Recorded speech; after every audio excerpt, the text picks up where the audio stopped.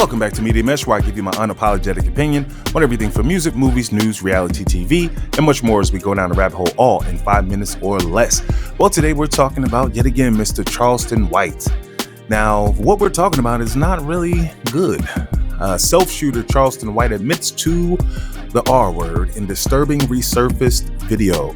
So I'm not going to be playing the video, but I am going to be talking about something very important. So stay tuned. Now, if this is your first time checking out Media Mesh, please make sure to like, share, and subscribe. All right, now let's get into it. So obviously, he has worked extremely hard to bring himself into the limelight. And for some, they would think that he needs to just disappear. Now, I would have to say he's extremely complex, right? Because on one hand, he does say a lot of truths, right? The music that is being pushed into our community today is trash. Now, that does not take away from the fact that in the 90s, we had the same thing, right? It was kind of starting with the quote unquote gangsta rap, where you had fake studio gangsters going out and pretending to be these characters. And then that was pretty much just funneling our young people into the prison industrial complex because they're looking at these images and then now they want to portray what they're seeing on TV. So now they're selling the drugs. They're doing everything that will lead you right into the prison system. So I do like the fact that he addresses those issues, which most of us don't talk about. If you look at the BET Awards, right? The hip hop awards, all of these people are winning awards and being praised for basically polluting our communities with filth. This is not good for our young people. So on that hand, yes, that's good. Now, did he get carried away talking about T.I.'s son? Yes, but at the same time, we have to keep it in context. He said if his son attacked him. So, of course, the media is going to spin it and chop it up to make it look like he just said he's just going to come and, what he said, shoot him, whatever. But that's not the case. He's saying if he attacked him. But he is making a good point.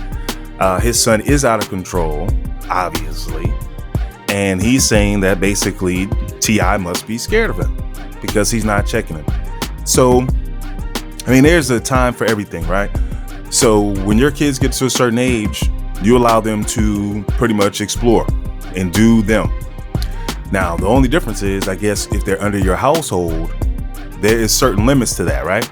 So in some regard, T.I. does have some control if he's living in his household. But anyway, let's get to the matter at hand. According to this, Charleston White gained massive popularity, of course, when he first started with Soulja Boy, blah, blah, blah, blah. But let's get to it.